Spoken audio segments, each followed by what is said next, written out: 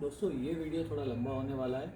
इसमें मैं बताऊंगा कि मैंने अपनी CB350 RS में क्या क्या मॉड्स किए हैं, क्या क्या मॉड में करना चाहता हूँ और क्या क्या मॉड मैं और अलग कर सकता हूँ। मतलब उसके बारे में मैं आपसे भी थोड़ी इन्फॉर्मेशन ले लूँगा। इनिशियली मैंने बाइक ली थी, सबसे पहले मैंने इसमें लगाया था ये मोबाइल माउंट।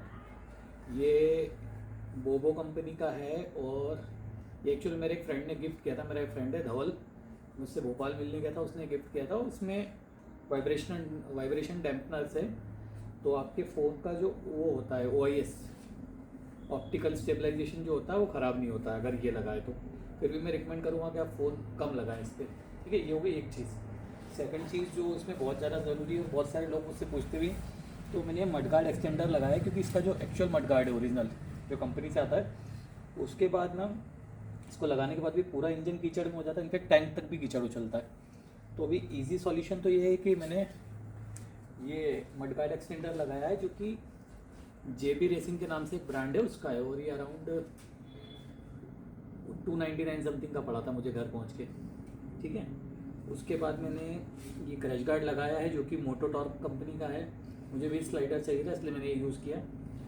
और उसके सिवा मैंने ये ग्रैब रेल लगवाया है, और इस ग्रैब रेल के साथ में ये इंस्टाग्राम पे ऑटो पप्पा के नाम से कंपनी AUTOPAPPA, और ये भाई कुछ भी इसमें से स्पॉन्सर्ड नहीं है, तो इसलिए मैं लिंक नहीं डाल रहा हूँ, मैंने नाम बता दिया, आप उनसे डायरेक्ट खरीद लीजिएगा।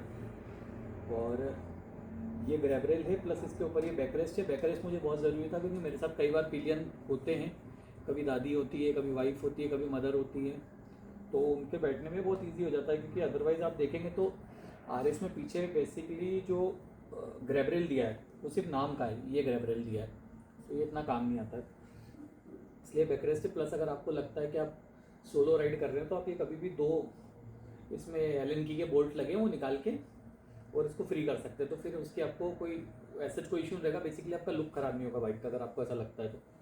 उसके अलावा RS में मैंने पहले भी एक वीडियो बनाया था, उसमें क्लियरिफाई किया था कि RS में चार्जर नहीं आता है। चार्जर हाइनेस में आता है, CB350 में आता है, RS में नहीं आता।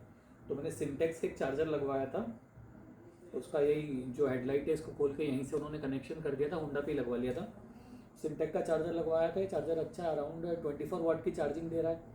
तो ये मेरा 5000 mAh का जो फ़ोन है S23 अल्ट्रा, उसी से मैं यूजुअली वीडियो शूट करता हूँ, तो उसको ये अराउंड 1 से 1.5 घंटे में चार्ज कर देता है। और इसके अलावा जो मुझे चेंज करना है, मेरा मन कर रहा है कि मैं ये नॉर्मल वाले मिरर निकाल के बार एंड मिरर्स लगाऊँ, तो अगर आप कोई अच्छा बार एंड मिरर रिकमेंड कर सकते हैं तो बताइएगा। प्लस फ्यूचर में मुझे ये चेंज करना है कि ये जो मडगार्ड एक्सटेंडर मैंने लगाई ये 100% काम नहीं करता है, तो मैं सोच रहा हूँ कि मडगार्ड एक्सटेंडर हटा के और एक पूरा मडगार्ड हाईनेस का लगवा लूँ। ठीक है, और उसके अलावा मुझे इस गाड़ी में लगानी है फॉग लाइट्स।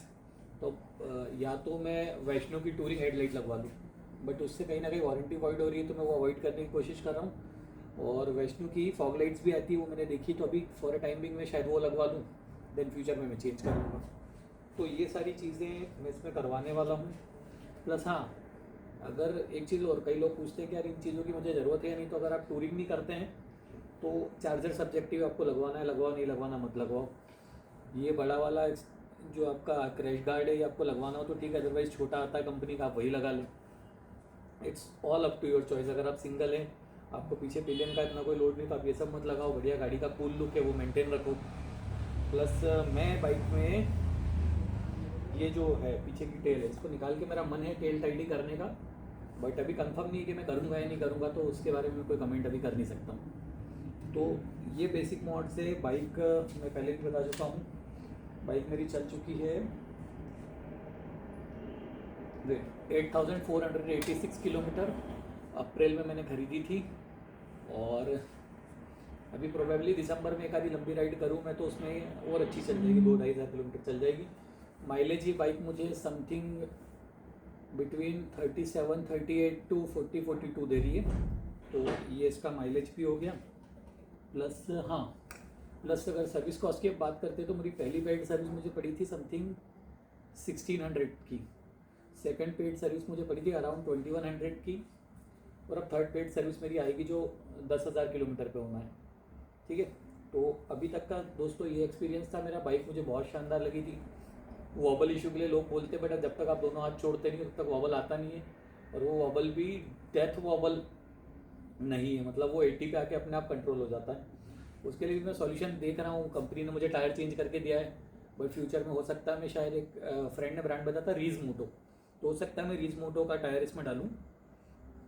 तो ये कुछ चीज़ें हैं। बाकी अगर आपके कुछ सवाल है तो मेरा इसी नाम से, जिस नाम से मेरा चैनल है वाइजर विजडम, इसी नाम से मेरा एक इंस्टाग्राम पे पेज भी है, तो आप वहाँ भी मुझे फॉलो करके और वहाँ मुझसे क्वेश्चन पूछ सकते हैं। मैं कोशिश करूँगा जितने क्वेश्चन आंसर कर पाऊँ। और प्रैक्टिकली दोस्तों, मैं कोई टिपिकल कंटेंट क्रिएटर हूँ नहीं, तो छोटी मोटी गलतियाँ हो जाती तो आप मैनेज कर लीजिएगा। बाकी मैं ऐसे ही जितना जितना मुझे पता चलता जाता है वो डालता जाऊँगा। और आप जो चीज़ें मुझे आपको लगता है कि ये गलत है तो आप बता दीजिएगा, हम उनसे भी ठीक करेंगे। बाकी लाइक कमेंट शेयर सब्सक्राइब जितना हो सके बढ़ाइए इसे। Thank you.